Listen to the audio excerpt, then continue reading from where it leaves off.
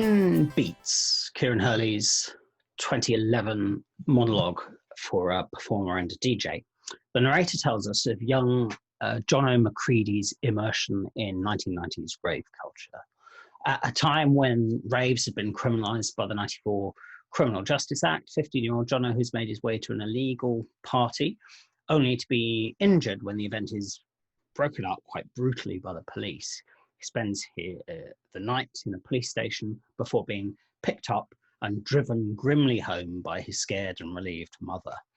The boy sitting in the back seat, chastened, humiliated, but also newly adult, newly alive, clings onto the significance of his night's work, repeating 13 times as the play ends, "It doesn't mean nothing."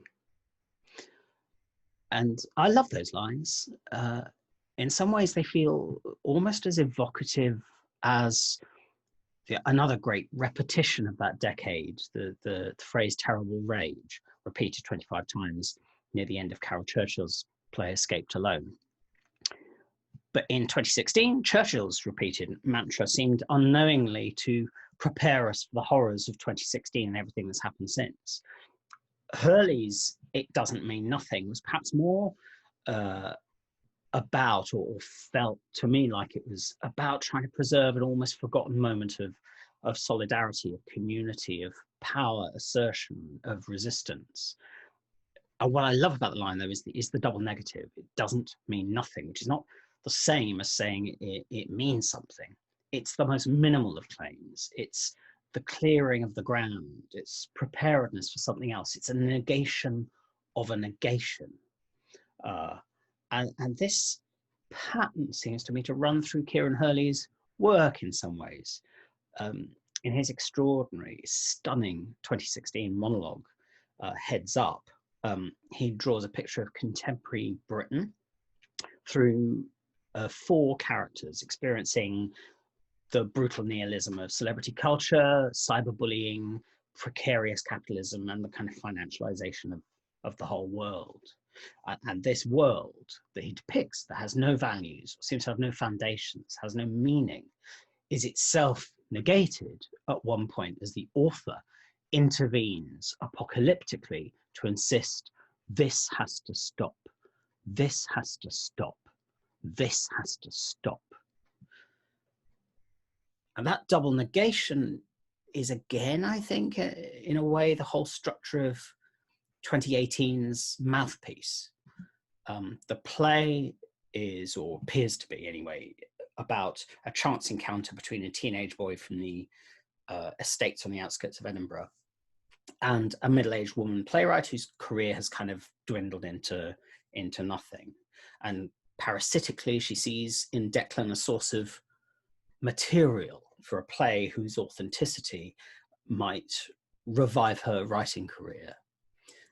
But when Libby tries to write it, Declan's appalled at the narrative arc that would tie up his story with tragic neatness. But she writes it anyway, and sure enough, the play is taken up by the Traverse under the title Mouthpiece, which is the title and venue where the play was performed. And at that point, of course, we're not at all sure whether the play we're watching might, after all, sort of be her play. And the authentic Declan from the first 2/3 of the play that we've seen gradually become traduced by the parasitic playwright has maybe always been traduced right from the very beginning. And even his final attempts, I'll try not to spoiler this, but his attempts to sort of fight his way back into the play are themselves a sort of regression of unfathomable irony. Every assertion of authenticity in the play is revealed as a fiction. And so the play is kind of both gesturing towards a reality beyond the drama and also cancelling out that possibility. And this pattern points to several things that I find fascinating about Kieran Hurley's work. First, there's a really interesting ambivalence. Maybe ambivalence isn't the word, maybe duality or something is a better word, between a kind of popular energy and a kind of art theatre practice.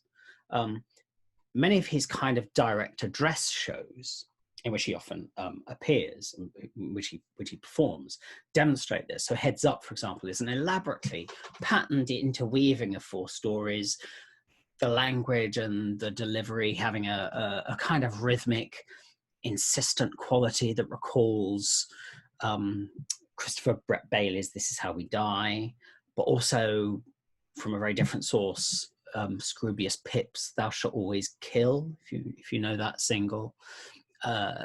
There's also a kind of revivalist preacher tone, I think, to this end of days storytelling. I thought also of Chris Good's Men in the Cities, especially in its authorial murderousness. And this is performed alongside a richly textured backdrop of samples and loops that give it a kind of ethereal quality. But at the same time, the storytelling is sharp and funny and direct, and at times there are kind of brilliant moments where the soundscape and the poetry give way to some beautifully crude drop lines. Kieran Hurley does really, really good swearing, I think. And this mixture of kind of, I suppose, I may be overstating this, but there's a kind of mixture, I think, of artistic abstraction and a kind of popular energy is kind of very much there in Mouthpiece, between Declan's kind of vigor and Libby's more formalistic approach. And in fact, I think it's almost more complicated than that in Mouthpiece, because Libby begins the play and then occasionally punctuates the play with various rather conventional statements about what a good narrative looks like. And the play is kind of implicitly contrasting her conventional storytelling with its own, with both the authenticity that the play keeps out of reach, but also a more shifting artistically and complex, ambiguous style that it itself is finding in the material. Another instance of this kind of duality, this deliberate clash between art and the popular, accepting obviously these are much fuzzier categories than I'm allowing here, but is in the play that I was meant to be seeing a month or so ago, which is The Enemy, his rewrite for the National Theatre of Scotland of Ibsen's An Enemy of the People. What he does in that play is he turns Ibsen's 19th century kind of art theatre classic into a popular piece about fake news, public shaming, social media, climate skepticism, and it's funny and it's crude and it's blistering and it's kind of got that popular energy. There's a different take, I think, on this popular art thing in Rantin from 2013, which is one of the great bits of theatre, I think, to feed into debates about Scottish independence in the middle of the decade. Rantin is a Cayley play in the tradition of John McGrath's massively important 70s piece, The Cheviot, The Stag and the Black Oil, another play I think that was supposed to be touring this spring. And McGrath's play uses the form of the Cayley, the mixture of singing and dancing and storytelling and so on, to tell a story that links the Highland clearances with the new exploitation of Scotland's natural resources, specifically oil. And in McGrath's version, it does this bit of socialist work in a kind of generous, intoxicating way, full of laughter and lampooning, community singing, social dance, and so on. And Rantin does something similar, interspersing folk songs with storytelling. The audience are kind of sat around the performers on cushions, encouraged to sing along at times. That particularly there's a sort of rewrite of the kind of cheesy old hit Donald Where's Your Trousers as Donald You're a Loser, to mock the Turnberry golf course owner turned president of the United States. But where McGrath had a kind of clear, explicit socialist vision, Hurley's play is more fractured, uncertain, in what seems to me a very contemporary Scottish theatrical style. It's equally as mocking as it is celebratory of the idea of a Scottish national identity. In fact, that's not just a kind of Scottish theatrical style. It seems to me in some of the best ways, it's actually quite characteristic of a lot of Scottish nationalism that is quite self-mocking in a certain way. Like Heads Up, Ranted evokes a series of different scenarios, characters, episodes to set out a landscape of contradictory images of rural isolation and global travel, of town and country, past and present, authentic tradition and commercial culture, Scotland seen from within and without. It's propelled forward and perhaps given coherence and power through its music, from a powerfully kind of punky take on Macpherson's rant at the start to a shatteringly beautiful A Fond Kiss at the end. The politics are absolutely there. I'm certainly not trying to say that the play is kind of anti-socialist in any way at all. It's not that. But where I sort of felt that McGrath in the mid-70s is trying to reach for a sort of a rooted, authentic tradition. There's something interesting about Rantin kind of reaching for a sort of theatrical quotation, in part at least, of McGrath. And so there's a kind of pattern of uncertainty, of a kind of ersatz second-hand quality, of fragment and fracture in the way that Rantin works. In part, I think this comes from Kieran Hurley's emergence, or at least certainly his development through the Arches in Glasgow, a hugely important venue, now appallingly closed, that was run very influentially by Jackie Wiley from 2008 for several years, and which championed a kind of artistic political work, championed a kind of artistic political work that was both direct and playful, kind of engaged and reflective. I think of really quite extraordinary shows like Nick Green's Cock and Bull, Claire Duffy's Money the Game show, Rob Drummond's The Majority, actually, which ended up at the National Theatre in London, but was developed as the other shows were, and championed and up in at the Arches. And I think Hurley's work is very much in that tradition, squaring the circle between being kind of political interventionist and radical on the one hand, and being artistic and complex and ambiguous on the other. Another yoking together of opposites comes in the way he brings together collective and individual stories in a kind of political way, trying to again square the circle between the collective and the individual. Heads Up, Beats and Rantin all weave together stories from multiple perspectives, and Heads Up and Beats do it through one speaking voice. Rantin is, by contrast, absolutely a collective, collaborative performance and experience. Beats and his very early play Hitch from 2009 are about individual young people going through a rite of passage in an experience of being absorbed into the crowd, whether that be a rave or an anti-globalization protest.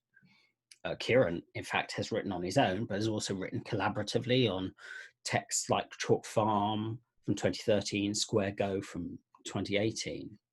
He's also contributed lots of short plays to portmanteau events that bring together numerous writers, or to network events like Theatre Uncut, for whom he's written several times. Most recently, this year's Bubble, about the free speech sort of safe spaces debate, still, I think, available to watch online. And this may sound all a bit high-minded, and I kind of have an image of Kieran Hurley mocking me gently for saying all of this. But it's also important to say these plays are very funny, so sometimes surprisingly so. If I told you that Square Go was a play about adolescence, violence, and toxic masculinity, you might also be surprised to learn that it's laugh out loud funny pretty much all the way through. So it's a delight to get to talk to one of the most exciting playwrights and performers to come out of Scotland, to come out of Britain in the last decade or so. I hope you enjoy it. Kieran. Dan, how are you? I'm good. How are you? How is lockdown Greeting you. It's okay, I guess. I don't know. I'm struggling with it a little, if I'm honest. But today's yeah. Struggling how? Focus or? Focus is a big one. In quite just physical, material terms, both me and my partner, Julia, got sick. The thing. Yeah. So that was shit, like really shit. Obviously, there's no real way of knowing. We did. Julia did get taken into the assessment centre that they have here in Glasgow, and they didn't test her because they said, "Well, you're going to be fine, so we'll send you home, and we're only testing people in hospital that's coming into hospital." But like, it's it. Like, you know, we can tell you that this is what it is, really, with your symptoms. So that was actually quite a relief, really, to get someone just to say, yeah, no, you have it. You can stop agonizing over whether or not you have it and whether or not you're allowed to feel sorry for yourself and feel this shit. Because there's a little voice in my head that goes, I'm sure we've all got our own different version of it, but this is my little voice that goes, you don't have it. Like, what, do you think you're special? Do you think you're a news story, do you? Do you think you're important somehow? You've got a cold. Sit down and shut up and get on with it. But no, I think we did have it, and it was brutal. So it's been rough. Like, I can't lie. In and through that, the world stops, but doesn't really stop. You know, for writers, it's sort of like existing. Well, there's obviously the work that gets pulled, right? But there's also the work that's ongoing, and like the work that's ongoing is ongoing, and so it's just been a bit of a weird fucking month, to be honest with you, man. And in terms of the more kind of professional stuff, in terms of what has been cancelled, of course, the big one, I guess, was The Enemy, which we're going to talk about later, on which I was supposed to see in Clydebank last night. I know, and credit to you for getting the ticket to come and see it in Clydebank. I mean, that was cool, but and of course, I mean, I know this is a minimal irony compared to everything else that's going on, but there is an irony that it would have been great to be seeing a play about a lazy, incompetent, fact-averse government dealing with a public health crisis, wouldn't it? The point, it's super relevant, obviously. Ibsen's An Enemy of the People right now, in terms of it being about a public health crisis and about the fallout of that and about what matters in that in terms of how authority responds to it, right? Like, but the bit where the decisions were being made to cancel it, but it was becoming clear that that was going to happen, was happening. Like what was happening at the moment that we were like about to step into rehearsal, but then unable to step into rehearsal. What was happening was the action of the play, like, because obviously the government in the real world, our government in Britain, you know, did a bit of a kind of U-turn that they then denied ever having done around what they saw as being the appropriate response to this thing. When they were in the middle of all this, it was, I mean, our version of the play, like the new play that we have, has a couple of like Jaws references in it, right, that are a little bit like Wink to the Footlights pop culture references. And all these Jaws memes of like Boris Johnson as the mayor in Jaws are like flying around the internet and stuff. And I'm like, it's my fucking play. Ah, my God. Now, obviously, that means the real victim of this whole pandemic is me. It's me, right? Whose play was relevant. Whose relevant play was not allowed to happen. Like, but no, there was, I can't lie. Of course, like, you belittle the significance of that because it's pales in comparison to what's actually going on. But it did matter to me. It was important to me, of course, you know. So yeah, that was weird and sucked and still does suck. It was really looking forward to getting into a rehearsal room with a big group of brilliant actors and the creative team that Finn had assembled. And so, yeah, I'd really like to talk about The Enemy a bit later on, but first of all, it would be really good to just talk a bit in general terms, if that's possible, about some of the ways that you work. I guess the obvious kind of starting point is to ask about starting points, which is where a play or a kind of performance text sort of starts with you? And by that I mean, do you start with an image? Do you start with an issue? Do you start with, what is it with you? I think it probably will come as no major surprise to anyone that is familiar with my writing across a few plays. Don't know how many of those people exist even in the world, but like that a starting point is quite often something that you might call an issue, I suppose. I hope that it's not as headliney as that, really, but I guess it starts. It's hard to be sort of definitive about it, because of course it can happen in all sorts of different ways. But I suppose a general pattern might be that there is some kind of social question that I have, or notion, or problem, or a moment or event that I want to spend a bit of time unpacking, or that I find myself sort of thinking about, even without necessarily thinking that's a play or that's a story, until I kind of go, oh, that's a play, or that's a story, maybe, do you know? And then it'll often be about, well, sometimes with some of the earlier stuff that I perform, it's often about getting into a room with other collaborators before things are much more fully formed than that, actually, and playing around with ideas in performance, and ideas that are rooted in music and collaboration and conversation, and you know, so like quite a lot of other people might be involved in sort of dreaming up what the show is in a way that isn't just about writing as we understand it. And that process becomes quite important to thinking about what it is I'm writing, how it lives as a piece of writing, and in what kind of performance context. Do you know what I mean? Yeah. Shows like Heads Up and Ranting and Beats and stuff were all made in that sort of way. And actually that was, without me knowing it, that became quite important to my identity as a writer, and not my identity in a kind of outward facing way, just like for me in terms of how I understood what I do.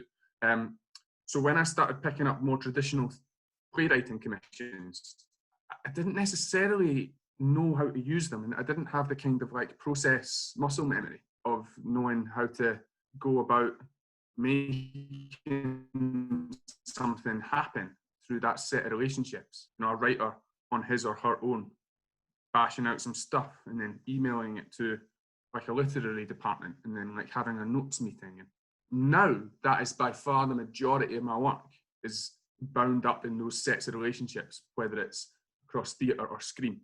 But there is still always something about it that I find a little unnatural, you know?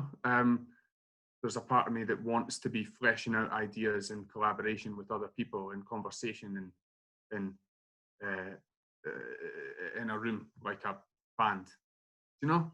Yeah. So yeah.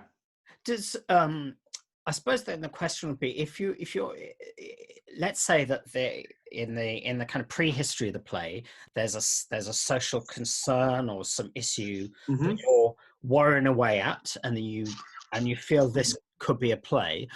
I guess there must be a certain stage that then happens where you actually get the kind of theatre idea, or the writing idea, or the form idea, or the story idea that makes you go, I haven't just got an issue now, I've got an issue, I've got a way of articulating that issue theatrically. Yeah, I guess so. I guess but I guess a lot of the time it just feels sort of happened upon. I've never, despite having conversations like these a number of times over the years or whatever, I've never quite been able to formulate exactly what that is, because it just it might be like a character voice or something, like, or it might be like, I don't know, with something as sort of definitive for in my relationship with my work as the theatre version of Beats, right? Like, that was only really a monologue because I'd done another monologue once before, a play called Hitch, and it had gone quite well. And I thought, well, I better do another one to find out if that was a fluke or not. Like, it wasn't, the reason of it being a monologue wasn't anything more complex than I thought, well, I better fucking do that then. And the reason the play I did before that was a monologue wasn't any more complex than I'd spent my student years and the years shortly after that in a big experimental devising collective, and then everyone all left to different cities to do stuff elsewhere or to stop making theatre altogether and have a different kind of life. And I didn't have any money, and I was working tearing tickets at the Arches, and I thought, well, to make a solo show, it was a purely pragmatic economic response to a situation, as opposed to some sense of artistic purpose around that particular form. And then through a particularly younger, like they're talking about work here that I made early on, like kind of just doing stuff and then learning what it is that's exciting about that form through doing it, and then rationalizing that, and then taking that into the next thing that you do, and then maybe making responses that are pushing against, decisions that are pushing against that or something. But yeah, all of that's quite a long-winded, long view way of saying sometimes the moment of realizing here's the form of the story is just chanced upon. And it can be, and also sometimes it is partially dictated by external factors that are not romantic or intellectually interesting, but are just a fact of a working writer's life, which is this idea is a TV drama because when I had a bunch of embryonic ideas and I had a general meeting with someone, I semi-pitched it to a TV producer who liked it and then offered to pay me more money than someone else offered to pay me, like as grubby as that. It's like it's a TV drama because I mentioned it in a pitching meeting with a TV producer, and now if halfway down the line I discover it's a one-man play, tough, because it's a TV drama now or nothing. Do you know what I mean? Like sometimes I think that writers in these contexts can sometimes be a little bit shy of talking about that reality around why things are what they are. It's not always because we have some pure vision from the outset. Often our work is a response to a set of material conditions that we're negotiating quite haphazardly in order to keep the place, And I can see that kind of, I can see the way that something like Beats, you might have kind of stumbled into the monologue form. Yeah. But then there will be a piece like Rantin that feels actually there's a bit more of it feels like a conscious formal decision there. Yeah, that's yeah. But also Mouthpiece. It's a different sort of thing. I wonder if you could talk about any of those where... Talk about both of those a little bit, because one of them, Rantin, came out of an artist development program that the NTS was doing, where specifically they gave us a bunch of resources to say, explore some formal questions.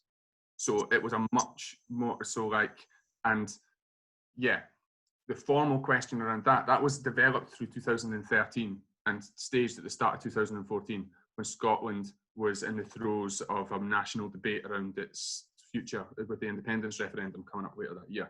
And I was really I'd become really aware of the important role that I kind of alluded to earlier on that music had taken in the creation of some of my earlier work. And I was quite interested in this, the form of the Cayley play that has been kind of hit upon by John McGrath's 784 company, famously in Scottish theatre traditions with the Cheviot, the Stag and the Black Oil. And I guess the kind of formal question, which was much more like a kind of academic, line of inquiry, starting with a question that you're going to explore, was like, what might a sort of politicised, whatever that means, Cayley play for Scotland look like now? And what role does music play in all of that? And one of the things that we found there that was quite interesting was that actually the kind of fragmented nature of the Cayley play, where that's made up of turns and bits and poems and songs and short stories, was actually quite useful for a kind of postmodern take on nationhood, because it could contain a multitude of different points of view, with none of them necessarily being definitive. So weirdly, the kind of basic bare bones of the kind of structure of what in the 70s was a kind of agitprop offer, we were able to kind of use wholesale for a completely different kind of much more slippery exploration of what the political truth of this situation might be. you know, and we allude to that in the play. So John McGrath's play starts with, this is a story with a beginning, a middle, and as yet no end. A very agitprop, or almost in some ways, I guess, kind of Brechtian, like, you know, it's a clear narrative of history that's been presented. This is what has happened. This is what is happening now. The future is unwritten because you, the audience, are the social actors that will write it. And so we allude to that in Ranting, where it opens with, or after lots of self-aware postmodern chat with the audience, opens with, this is a story with something like a multitude of, with an abundance of beginnings, a multitude of middles, and as yet no end, or something. So, you know, so anyway, that was a formal process. That the form was decided upon before, kind of like right early on, because we set about making a piece of work that was specifically about exploring that formal question, which a lot of people will say that's how you should make any piece of work, I suppose, and maybe they're right. But then Mouthpiece was different, and that Mouthpiece was me getting to grips with my role as a writer that didn't have a band of non-writing or writing collaborators to play with. Really, it's really the play where I get to grips with that. I was first commissioned to write what became Mouthpiece by the Traverse, like not long after I did Beats, the play. The thing was in development for fucking years, man. And partly that's because of me just not really knowing what to do with it. There's a whole, I could talk, I'll try and answer your question, because I could actually talk loads more about that, about the experience in a writer's journey where people suddenly go, okay, we're now going to validate that you can do this professionally by giving you some things, but you don't necessarily know what the fuck to do with these things. And that happens all at once. So like, that's like a whole other interesting conversation around that moment for me. But in terms of the process of finding what the play is, it just went around the houses on a bunch of rewrites, and it started off as a completely different play. It started off as a play that was entirely a post-show Q&A for what then was not a play but a film that we had in the conceit of the fictional world of the play that we the audience had all just seen. And in and through that Q&A, the person who is the subject of the film, or puts up his hand and says, that's me. It becomes a kind of like discourse around power and truth and authenticity, and who has the right to tell a story that plays out kind of in real time. I was very pleased with myself for having this what I thought was quite nifty idea, but it didn't work at all. And one of the reasons it didn't work was a post-show Q&A is boring. So the play was either going to be boring, or it was going to, in order to avoid being boring, become a kind of big melodramatic, almost farcical send-up of the conventions of a post-show Q&A in order to inject it with a little bit of life. And it was veering into that territory, which isn't what I set out to write at all. So it had to just go in the bin. That was a really difficult moment for me as a writer, and I'd never been in that place before, where I had to go, I've done a good few drafts on this, like I've tried to make, I have to accept that it's still not working. And the reason it's not working was a formal decision made at the very start. And now it all has to go in the bin. And I chucked it all in the bin. I didn't tell the Traverse I was doing this. I was feeling quite weighed down by the expectation of deadlines and a few unsuccessful drafts. And I didn't really feel like that was a conversation. But for whatever reason, that's not something that I raised at a notes meeting. I'm going to try this. I just went, chuck it in the bin and do this thing instead. And began to write what became the beginnings of Libby and Declan's story. Not that it was entirely divorced from the notes that the Traverse were giving. Like, I think it was maybe something that Orla had said that maybe set off the realization that it wasn't working, actually. But yeah, so then I just chucked them a new draft one, essentially. And they were like, okay, of course this is interesting and cool, but it is also just a first draft, and this draft has quite a long way to go before it's ready.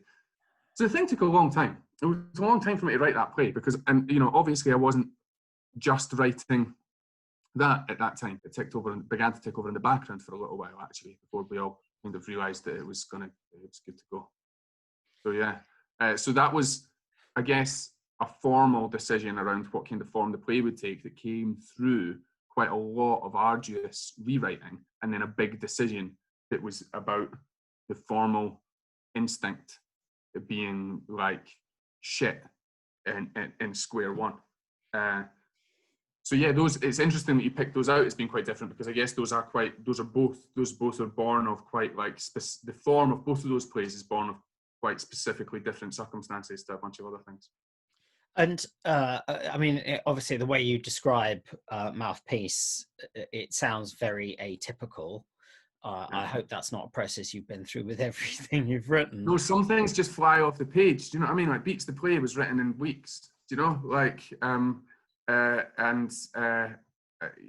yes, but that one was a long one. So I suppose it's difficult then to be able to generalize about a process, and of course I completely get the point that often things happen a bit randomly or for reasons outside your control. Yeah.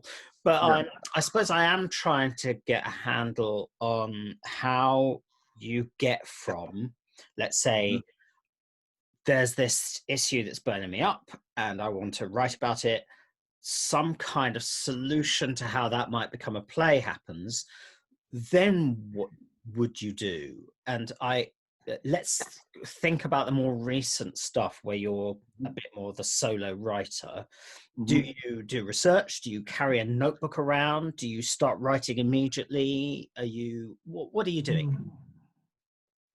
Yeah, I'm not as good at carrying, like I really always feel envious and feel a deep sense of like professional shame when I hear about writers with their like, you know, they're like one like precious like moleskin that's like really like beautifully looked after, and then when they open a new one it's a really big deal. And then because everything in my life right now, whether it's a function of just early years parenthood or whatever, is just so much more like ramshackle than that. So I guess I'm taking notes about stuff, but it's in quite a messy way for quite a long time, and I would actually love to be able to be more like, here is a dedicated research period and I'm not expecting myself to write anything for a little while until I've really done this, and I'm actually just going to spend this whole day at work reading a book just now, and I'm going to do this, and that's going to count as work, and that's fine. Some part of me begins to get some kind of weird guilt around that, and I feel like I have to start doing something else, you know?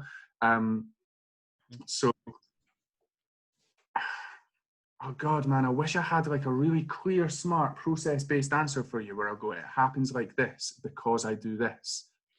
Well, can I ask you a specific? Can I ask you a specific question then? Yeah. In the kind of the whole time span between having an idea for a play and delivering a draft that you're happy with to a theatre. Yeah. Does the actual writing of the play that the theatre gets to see, does that happen at the end of that process, or is it happening bit by bit all the way through? Bit by bit all the way through, almost certainly, and usually read by other trusted eyes or heard by other trusted ears that are not even necessarily part of the commissioning process. But also, I'm not a writer who shies away from showing my dirty linen to the person that's commissioned me if I'm up for having if that's built on a relationship of trust, which I'm always hoping that it will be, or insisting that it sort of has to be, really. So a lot of the time, sometimes partly just through poor deadline management, first draft that I send to the theatre will literally be a first draft, you know, and I know that other writers will like to send as a first draft the thing that they think is finished, and then they'll have the conversation with the commissioning theatre as a kind of like war of attrition, like set of like artistic Brexit negotiations. Do you know what I mean? Like of like two opposing sides meeting across a negotiating table. Like I will much more often than not send a first draft and be like, I know there's problems with this, but like let's talk about that. And I find if There's times when that's not worked so well. I'm not going to talk about them for obvious reasons, right? But for the most part, I find that that's necessary for me as a writer. I find that my words have to be in dialogue with other people a little bit, but also not just the commission in theatre is really important. Sometimes, because sometimes they have a whole set of quite understandable needs and ideas and concerns around the running of their own shit that makes them not the person to have those first set of quite vulnerable artistic conversations with. So I guess there's immediate peers who are part of that too. Often if I'm stuck with something, say often, I've not done it for quite a little while, but if I'm stuck with something I have in the past, just invited a bunch of mates round and just like stuck on a big pot of soup or a chili or something to just feed everyone and just have people read it aloud and then have a conversation about it. Those aren't necessarily other writers, though sometimes maybe, but aren't even necessarily people that work in theatre, but it's just about getting a room full of people that you trust to be able to flesh it out in some way that's beyond just this relationship between me and a screen. I find that relationship more often than not in a way that is a fundamental problem for my working life. Find that binary relationship between me and the screen quite creatively dead a lot of the time. And even though I was saying that I find conversation around the work really important, I can also find repeated note sessions around this thing on this page or this screen quite difficult as well, because these, when we're writing for theatre, these words are someone's breath and they don't really make sense until we hear them in 3 dimensions like that. And so I find sharing the work even at an early stage with trusted people a really important part of how it develops.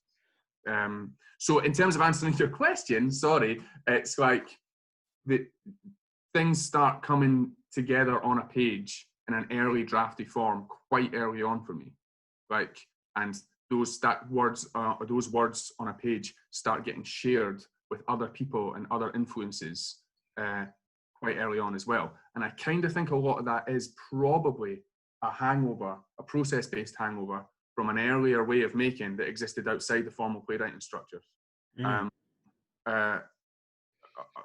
Maybe. So yeah. And and getting people round to just read it out. Yeah. I can imagine lots of reasons why that would be useful. Maybe it's partly about just hearing it said out loud. Sometimes it's actually getting their response to it. I can also imagine there's a sort of sense in which you actually put it into the real world. You kind of go, what happens when these things are actually said by people? Does it feel like anyone would care about this, which is more difficult to tell from the screen? Is it more one or other of those, or a mixture of those, or something else? A mixture of all those things. And sometimes it's about the one thing that it always is the last one you said, like, which is about how do these words land in the real world, not just between and sometimes that's just something as pedestrian as, oh, it's been sagging for about the last 10 minutes, hasn't it? I don't know what they are yet, but we could do with some snips here. All that quite pedestrian hearing it aloud thing, right? Like, but other times it's, oh, this story really feels like it matters in this room. And I didn't know that it did. I just had a hunch that it did before. Or this character, everyone has completely misunderstood her, or I've misunderstood her, or do you know what I mean? Like something about what I want her to be is not what she is in the room when her words are spoken. That's not something I think I knew until now, or that's not even something I think I was even trying to ask until now, or do you know, like, but then other times it's something more specific, like I want this person in the room, a friend who I find inspiring and who I trust, because I know that I have a massive blind spot around something that my writing is touching on here, that this person can help me speak to, and I trust that they're willing to do some of that labour of helping me figure that out, and I would welcome the opportunity to return the favour if it arose. Do you know? So like sometimes it is actually about like Avengers assembling like a little team of people who like I need these people's perspectives on this before I can fully trust what I'm doing, or I at least can ask them to interrogate what I'm doing in a way that might be uncomfortable for me, but that I kind of want. So it's all of those things. And when you're drafting a play, and even like in what is the first draft, how far have you planned? How far do you have a sense of the whole, and how far are you leaving it open for discovery as you write? I have to say it's completely different depending on the play, and more often than not, I have planned quite a lot on the level of quite basic beginning, middle, and end stuff. Yeah, like I'm not sometimes, but I'm not very often coming together, sitting down to write and going, oh, 2 people in a room and the door's locked, or let's see what happens. You know, like, do you know what I mean? Like, I have a sense of, if I'm starting with a social issue, to use that word that I find a little uncomfortable, that I'm interested in exploring or thinking about, then by the time I've done a bit of that exploring and thinking, I would like to hope that I have something that I want to say. And that thing doesn't have to be clear or concise or have a set of like obvious didactic answers attached to it, but I would hope that I have something I want to say. And I'm not really sure how the impulse to have something that I want to say would manifest itself in playwriting without a little bit of a sense of what the shape of the play is. Yeah, because that's something is said, right? So usually I'm sitting down to write with a little bit of a sense of what's going to happen. Probably I've maybe got bits and fragments of writing that have happened before then, but I've not really seen those little fragments of writing as starting to write the play, if you see what I mean. Like, they're kind of like me noting down things as I'm doing research, and it becomes a bit of dialogue, and it's in sticky notes, and I'm like, oh, that's some stuff. Do you know, like, it doesn't feel like starting to write the play, even if it is like 3 pages of dialogue. Does that make sense? Yeah. Like, it's kind of my notes. It's still all my notes. So normally a broad indicative sense of structure, at least before I sit down. That will probably change quite a lot in redrafting. So like the ending to Mouthpiece, to talk about more recent works, I'm aware I've been talking about earlier stuff a bit. I think that's because it's earlier stuff where you figure this shit out. I think that's probably why my head's gone there. But with Mouthpiece, for example, the ending changed quite late, despite it being developed over a number of years. So even though I'm sitting down to write with a kind of, here's the shape of it, I'm still open to that changing as I redraft and rewrite. So it's not set in stone. And some more kind of nuts and bolts kind of questions about what's going on when you're writing. So one question is, when you're writing characters, are you, like, actually Mouthpiece is a good example for this, are you imagining real people in a real situation as you're writing, or are you imagining actors on a stage saying these lines? The answer is yes to both of those questions. Because the actors, without being an arse about it, like the actors on stage reading those lines are real people in a real situation. You know, like I think, I know I instantly said that. I thought that's an arsey answer. I also do really believe it, and I think that like a belief in it is like really important to my own understanding of why theatre might matter. And so when we get bound up in conversations about theatre as if it's a strictly and solely representational medium, I find that frustrating, actually. Like so I guess it's both. It's both for that sincerely held but slightly arsey reason that I gave, but also both because I am also kind of doing both at once. Like maybe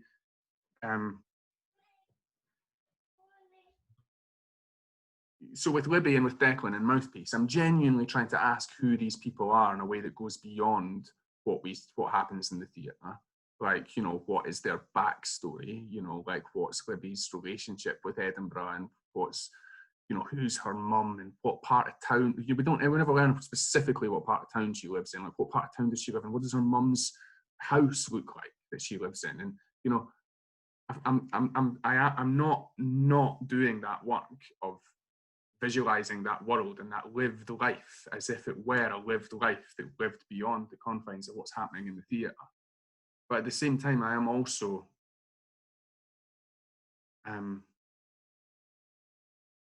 there's a bit in the play where she speaks some words that are spoken stage directions, and those stage directions appear as a stage direction that I've written, projected.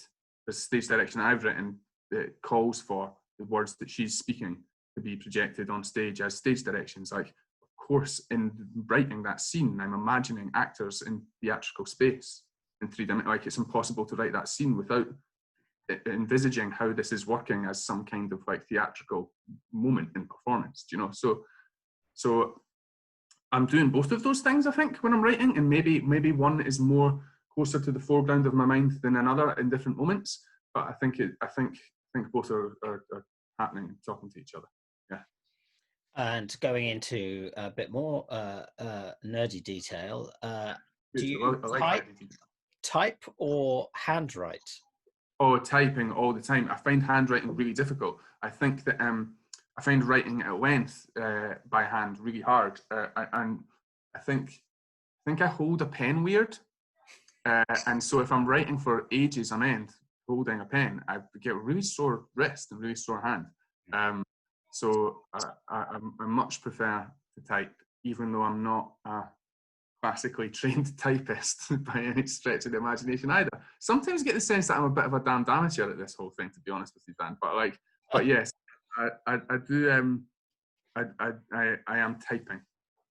And I'm really going into the weeds now. What is your font? Changes from play to play. Ah, good. Tell me about that. And sometimes that'll be as trivial as what I think is an appropriate font in that moment. You know, like this is the font that writers are supposed to write in, so I will write in this, and then that's just the one that document gets opened in, and it stays in that. But then other times it actually changes. I wrote a play called Bubble that Theatre Uncut just released online recently, and that's all written in Arial, which is a sans serif font that I would not normally choose to write in, but somehow felt right for the nature of it's written as Facebook posts. Yeah. So it kind of looked like social media posts on the page somehow. The words felt wrong in a kind of more classical serif type font like Times. Just felt on the page. So I went, that's wrong. I have to write this in something that looks like the font they use in Gmail or something. Do you know what I mean? Like, yeah. What's Mouthpiece in? Mouthpiece is in Times New Roman. I mean, I don't have a strongly held conviction about these things, but it is interesting to notice that they're different. And what's in Curia? The Enemy is written in Curia, as you know. In fact, The Enemy, weirdly, it's the only play I've written in this format. The Enemy was written on Final Draft and not in Microsoft Word. And I have no idea why. I genuinely don't know why, because it's a nightmare for sending to theatre folk because none of them have the software for opening it. So you have to send it as a PDF and then they can't take their own notes and then they're raging. I have no idea why I did that. But that is what happened. So The Enemy is written in Final Draft and it's therefore all in... No, it's not in Curia. Final Draft's normally Curia. But when you open a stage play template in Final Draft, it gives you Times. That was the font that the Enemy was written in was dictated by the arbitrary choice of software that I chose to write it in. Can I ask you about rewriting? Yeah. How do you approach that? And the kind of context, I suppose, for thinking about that is that typically, but not always, when writers start out, writing the play is the fun bit and rewriting is agony. Where are you with that, and how do you approach rewriting and redrafting plays? I am actually at a place right now where I'm finding starting quite hard. I'm finding just dealing with blank page syndrome around a project that's been maybe brewing for a while, but that I don't have maybe it's a lockdown thing or something, but that I've not had like the mental capacity to really properly grapple with, and but like, oh, but deadlines are looming and it needs to.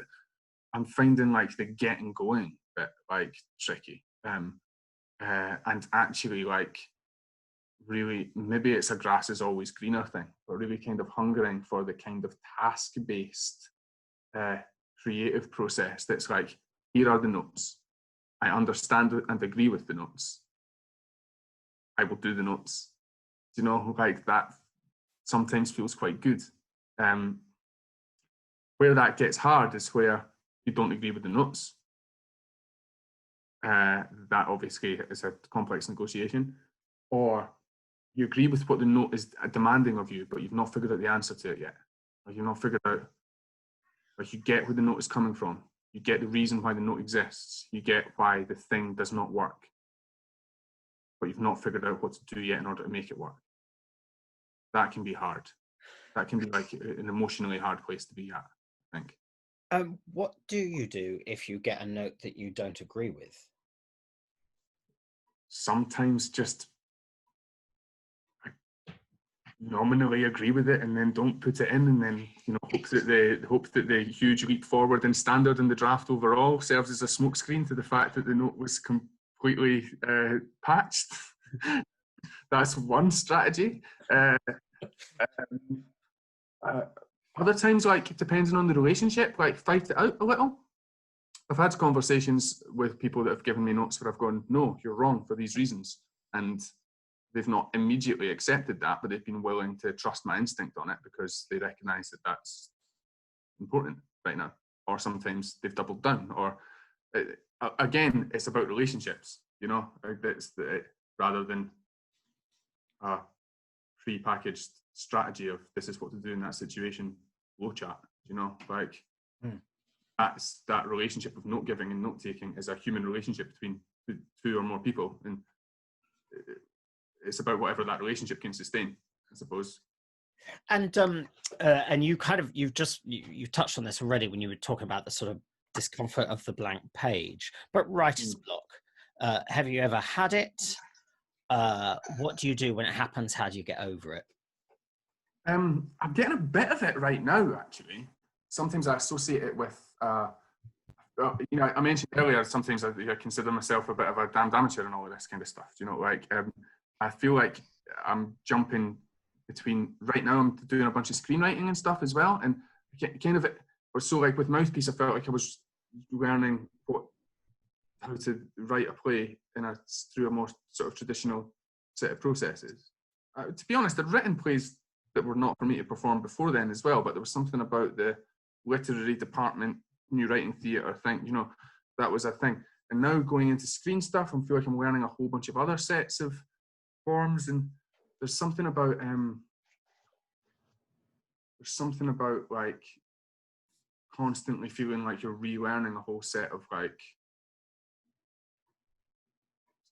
rules or something that contribute to writer's block, I think, where the thing to do is to then clear your head from what you think are everyone else's expectations of what you should be producing, and instead just reconnect with the impulse that was to write the thing in the first place and just get stuff done. So for me, how I deal with it, it's quite helpful for me to be rehearsing this right now out loud and on record. This means I have to go and do this now tomorrow. Is to really, really put down the burden of expectation that I place on myself, that I tell myself is coming from other people, but it's actually just coming from me. An expectation that things should be good soon, you know, like, and instead just go, it's okay if it's shit, or if you think it's shit, just write it. Do you know what I mean? Like, so in terms of what that looks like as an actual practical thing, go and do something else for a bit, go for a walk, watch something then that you've been meaning to watch that's relevant to what you're writing, or just something else, read something. I had a really useful thought the other day in relation to something I'm writing, which is for theatre, that just came from listening to Chris Good speak a bit of the text from Emmanuel Enchanted by Four Stents with the podcast recordings he's been doing. And I was just went, oh, oh yeah, I've got to write it like a forced entertainment text. I've got to stop trying to write it like this other kind of play. And now it's going to come out nothing like a forced entertainment text, but the kind of mental task, just write it like a forced entertainment text. Like approach it with that attitude towards what the text can and can't do. Just unlocked something for me. And so that was a little bit of like a hurdle over writer's block that just came from going, fuck it, I'm just going to listen to Chris read some experimental performance texts on his podcast. Do you know what I mean? So like, just do something else, essentially. Put down the burden of expectation that you're placing on yourself, do something else, and then just write.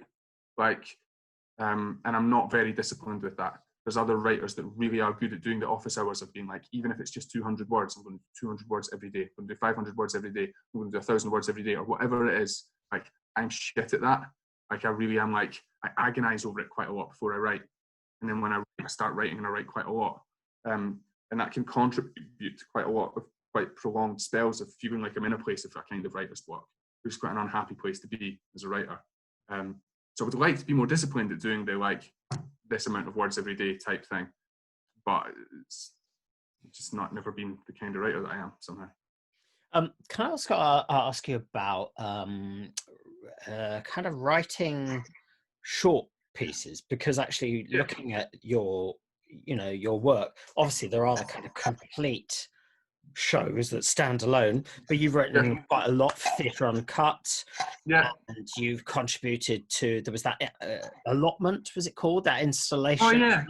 We did that, and you've done various things like that.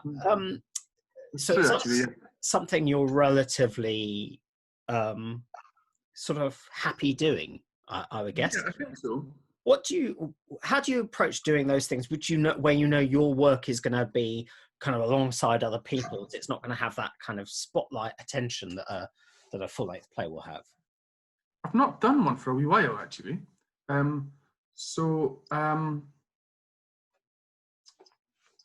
With the allotment was an event that the National Theatre of Scotland did ages ago now. That was put together by Angie Bual when she was there. That I kind of guess drew a bunch of inspiration from things like Shunt Lounge and stuff, where it was a social event and a party that was a kind of overall glue for a bunch of other little performance happenings. And that was me and Gary McNair got paired together to do a thing for that. And that was interestingly a start of a collaboration that then led to a bunch of other stuff. But that one was just, I don't know. I've never really thought of it from the point of view of spotlight thing. We just got like a kind of opportunity to try out some fun ideas in performance, and we just sort of did them. That was really early on, so I was just excited to be there. Like the National Theatre of Scotland said, we can't, they suggest, because it wasn't a proper commission, but they told me my fee, and my fee was going to be, and this was for like, all inclusive of everything I was going to do. And the fee was £1,000, and they said it sort of like semi-apologetically, as if like that might just be like rushing with it, because that's maybe about 2 weeks' wages, and maybe that's. But like the last thing I'd done for someone just told me they were going to give me £1,000 to make like a piece of theatre with my mate Gary. I was like, well, why would you be? This is amazing. So that one was, it was just a big exciting journey with lots of other interesting artists that were around us, like Paul Maguire and James Houston, two visual artists, who did amazing work for that too. So that was cool. With other stuff, Theatre Uncut stuff, you do these wee gigs in the margins, so it's just a fun, low consequence thing. I've never really thought about it too hard about what my feelings are around it, because you agree to do it because you think it's an exciting invitation or something that you want to support or something that you're glad to be asked to do in some way. And then you feel regret at having said yes to it because you don't have the time. And then you do it anyway and feel glad that it's out there and exists in the world. And like the Theatre Uncut things gave me a bunch of little opportunity to play with writing in a slightly different way, or like one of the Theatre Uncut plays is an almost like thick of it, like farce, like comedy farce. Do you know what I mean? And I've never written in that register before, and it was fun to write in that register. And like Phil Dupitis did it in the Traverse Bar, and that was fun. Do you know what I mean? Like so I guess I just sort of approached them with that kind of attitude. This is something that you've agreed to do because you think it's a fun gig or a gig worth supporting. And you kind of attack it with that kind of energy. I've got very limited time for this, but I'm going to throw something at it, and something that wouldn't otherwise exist and that I didn't know about myself as a writer might come from it, you know?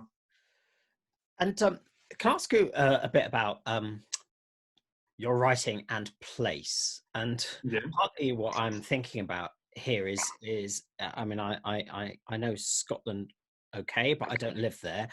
But I'm always really interested in the kind of fault lines that there are between, you know, obviously there's kind of Highlands and Lowlands, there's East versus West Coast, there's Central Belt versus the rest, there's Glasgow versus Edinburgh, and I kind of wondered whether that affects your writing. I'm thinking of the way that a lot of your pieces seem to me to be quite located in Glasgow, but then Mouthpiece is absolutely an Edinburgh play.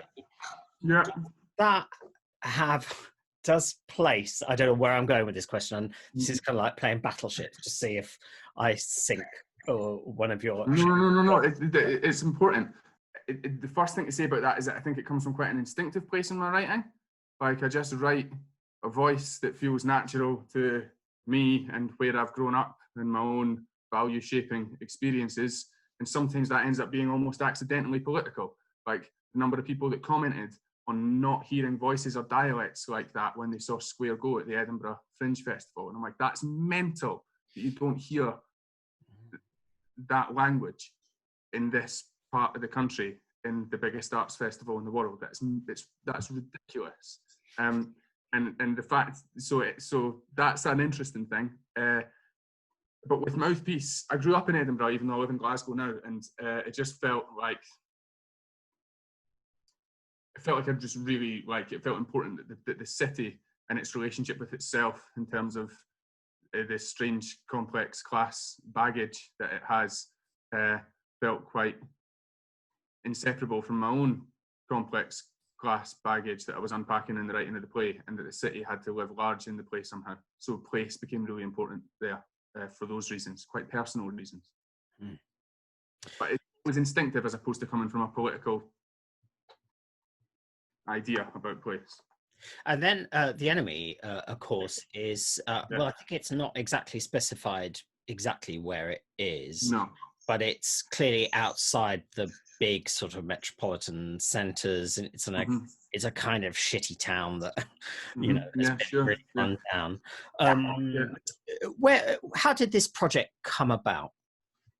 Came about. I mentioned a play to you called Bubble earlier, which Theatre Uncut have just released and put online. When I was researching that play, I wanted to reread An Enemy of the People, partly because of a whole bunch of reasons that I won't go into, that was like prompted by the people that were commissioning it, which was Playwrights Studio and the RCS in Glasgow, the Conservatoire. And I put a Facebook kind of call out, being like, does anyone have a PDF of this? And then Finn Den Hertog saw that I was interested in the play right now.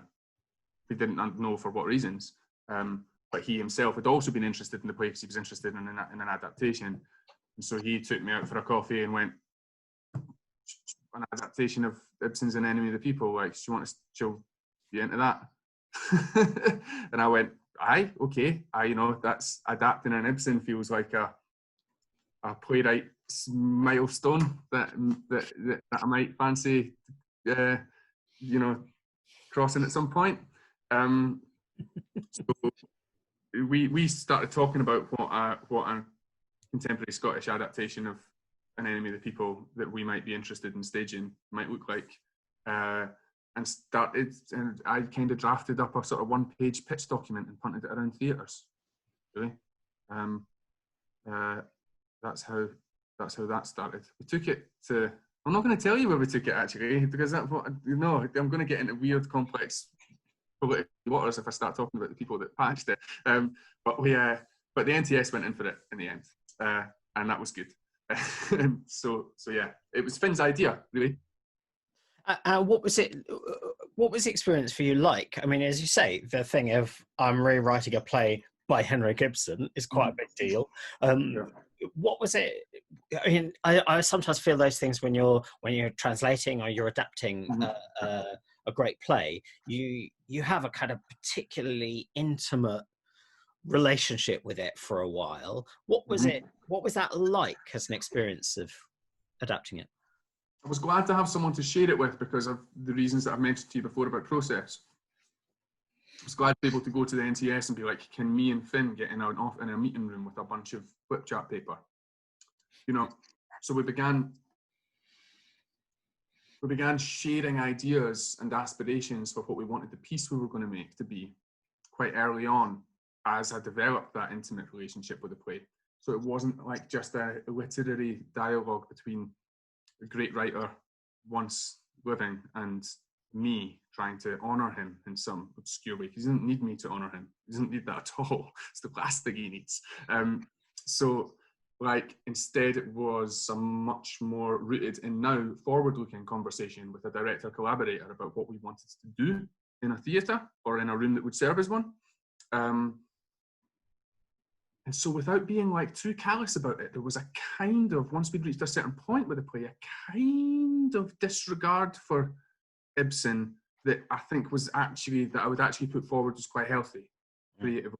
That like, we didn't set out, we kind of leaned into the fact that in certain sections of the audience, and not everyone, but there would be a familiarity with the play, and took the principal architecture of the play, but then decided to throw a whole bunch of other stuff out and just be like, just this, you know, and that was quite liberating, you know. We decided early on that we weren't trying to do an Ibsen, but that we were using the principal architecture of his story to tell a story in a very, very different voice. And that felt like quite an important decision. So it's not like, that's when we decided to give it a different title.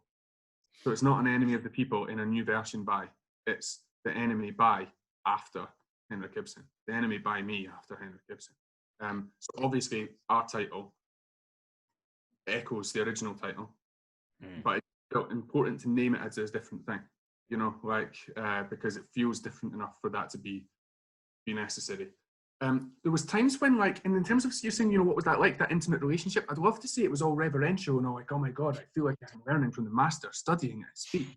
But actually, there's bits where you read it and you'd be like, this sucks, Henrik. Like, this is like pages and pages of really overblown, like, expositional dialogue. Like, so expositional, it's making me cringe as I read it aloud to myself. Like, how the fuck did you get away with this? Like, and it's just because the rules of culturally how we receive words on stage have changed so much. The culture has changed. It's so, I don't know. Anyway, like for whatever reason, there was stuff that I was quite happy to bin. And that's not because I think I'm a better writer than Henrik Ibsen, because I don't. But nevertheless, in the play that I wanted to write, there was stuff that was quite happy to chuck in the bin. And one of the most obvious decisions you made, and I imagine this must have been quite early on, is at the centre of Ibsen's play there are two brothers, the doctor and the mayor, and you've turned that into two sisters, Kirsten and Bonnie. Yeah, and then we saw that Northampton had done the same thing. Someone, yeah, bastards. But it almost just is presented to us as so obvious that we would do that. There's no real great reason other than like, well, why wouldn't you do that? Like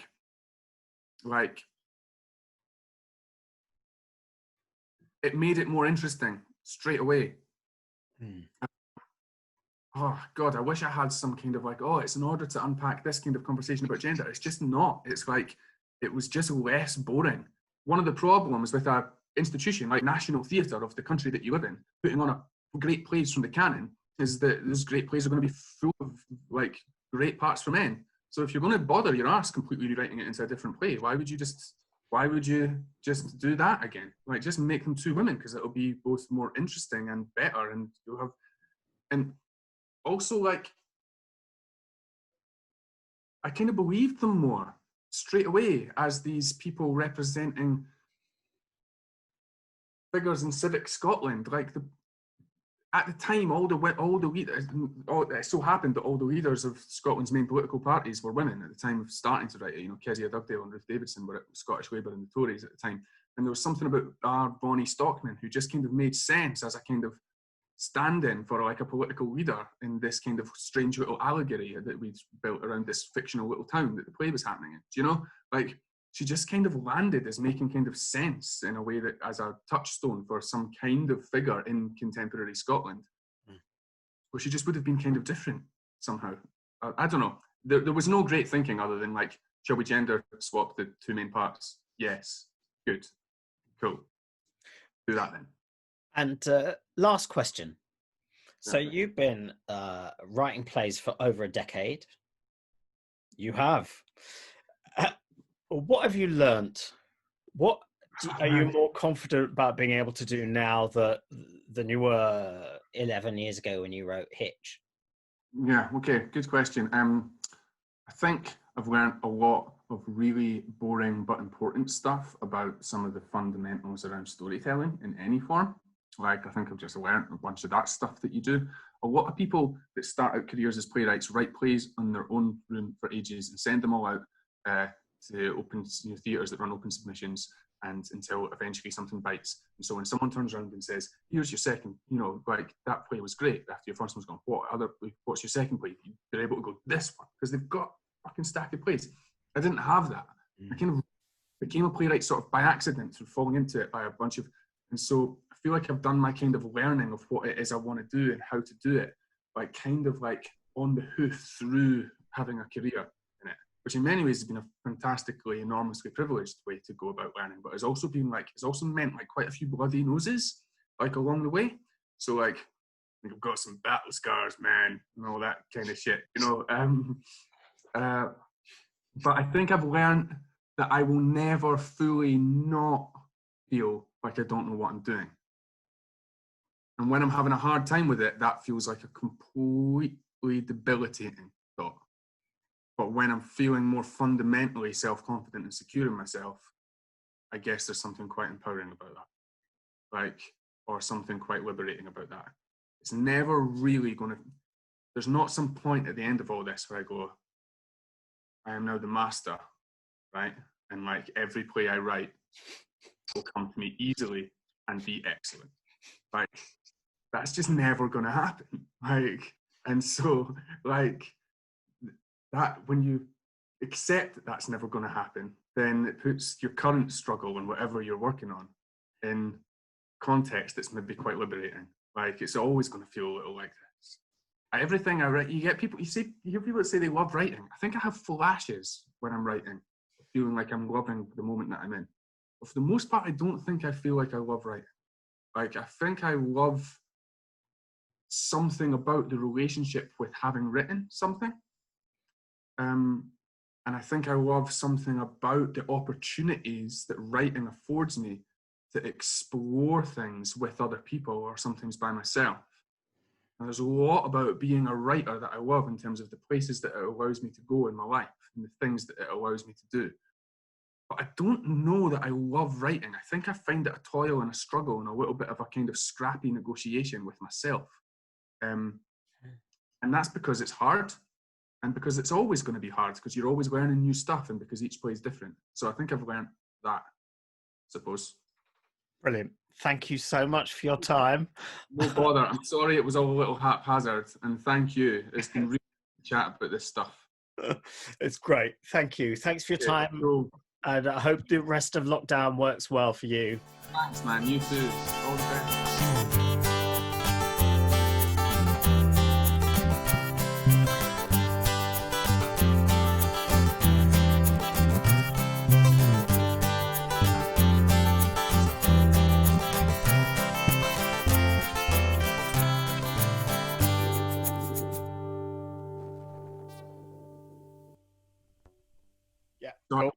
Sorry, I'm not normally this much of a fucking nightmare, I promise.